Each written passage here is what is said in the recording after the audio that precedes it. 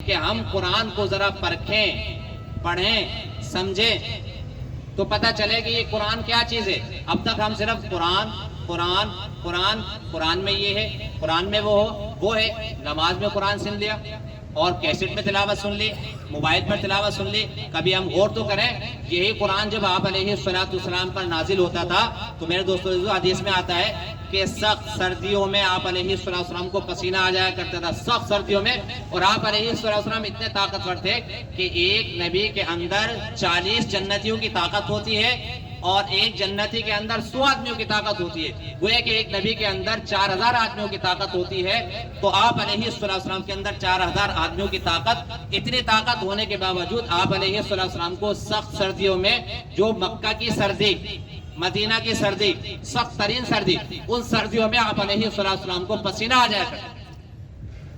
اور ایک حدیث کا مفہوم ہے کہ آپ علیہ السلام اونٹ پر سواری پر سوار ہیں، بہت مضبوط ہوتا ہے اونٹ، ریگستان کا جہاز کہتے ہیں اس کو، بہت مضبوط ہوتا ہے۔ تو آپ علیہ السلام سواری پر سوار ہیں اور وحی آئی، جب جیسے ہی وحی آئی، وحی نازل ہوئی تو اونٹنی بوجھ برداشت نہ کر سکی، نیچے بیٹھ گئی، اتنا بوجھ۔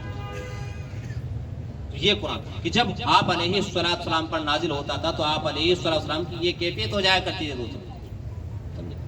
اور صحابہ کا کیا حال ہوتا تھا جب قرآن نازل ہوتا تھا؟ صحابہ سننے کے بعد ہذا کلام ربی، ہذا کلام ربی، ہذا کلام ربی، یہ میرے رب کا کلام ہے، یہ میرے رب کا کلام ہے، یہ کہتے ہوئے بے ہوش ہو جاتے ہیں۔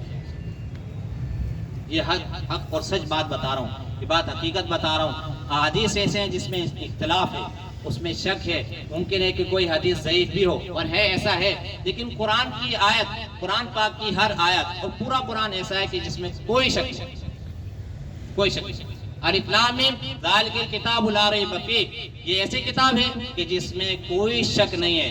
ھدی للمتقین، تقوی والوں کو سیدھا جنت پہنچاتی ہے۔ ھدی للناس، عوام الناس کو جنت کا راستہ دکھاتی ہے۔ اب بتاؤ کیا رہ گیا؟ کیا رہ گیا؟ دنیا پڑھ پڑھ کے ہدایت حاصل کر رہی ہے۔ یہ جب سے فلسطین کا سلسلہ شروع ہوا ہے نا، کتنے غیر مسلموں نے قرآن پڑھنا شروع کیا اور وہ قرآن پڑھ کے کیا ہو گئے؟ صرف قرآن پڑھ کے مسلمان ہوئے۔